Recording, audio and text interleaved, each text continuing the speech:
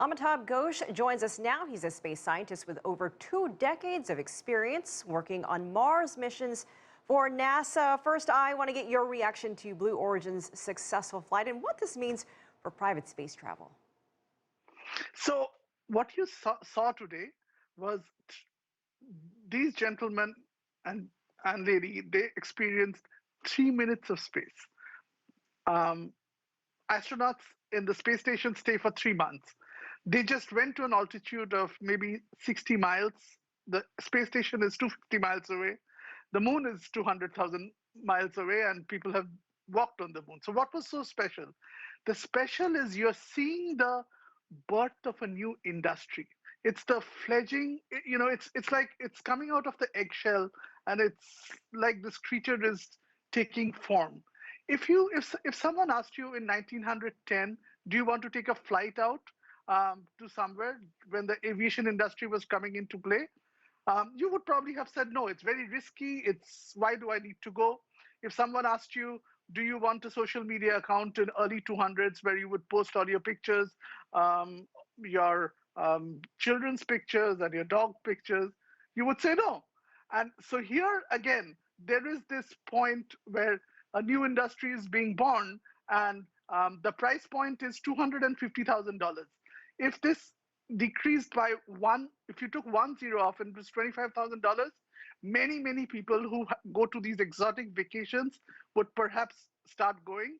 If you brought it down, if you take off 2 zeros and it was 2,500, a huge amount of people would go. So this is the start of the mass market if things go right.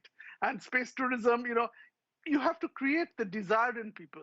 You know, De Beers famously coined the term "diamonds are forever," and after that, everyone who got married was expected to give a diamond, and so it created that demand. And so if somebody like this, Bezos and Branson, they create this thing that you and I feel the craving that, well, we need a vacation in space once in your lifetime, just like once in your lifetime you need to go to Disney World, then we have the makings of a multi-billion-dollar industry. So, So Amitabh, that is what is most fascinating about today. well, that is, you bring up an important point because we saw regular people go into space aside from the money. They didn't have all this training that astronauts need to take to go into space. So, how long before we get to that point where the average person can go to space and can afford to go to space? Are we talking years, months? How long? The biggest crossroads here is maybe 6, 7 years. So Elon Musk is making this um, space vehicle to take humans to Mars. First, he'll test it to go to the moon. His price point is the same here to go to Mars, and as well as this is $250,000. So for $250,000, if you could go to Mars and back. So I think within 10 years, if the price point came down by 10 times, you will have huge amount of people going to space. Maybe 10,000, maybe 1 million, who knows? But this is very promising. Well, we saw this flight from start to finish last about 10 minutes, and you gave us an idea of the distance between what they did and the International Space Station to the moon. Do you think we'll see longer flights or travel into space for civilians? What will that look like? And we're running out of time, so if I can get you to answer that in about 30 seconds.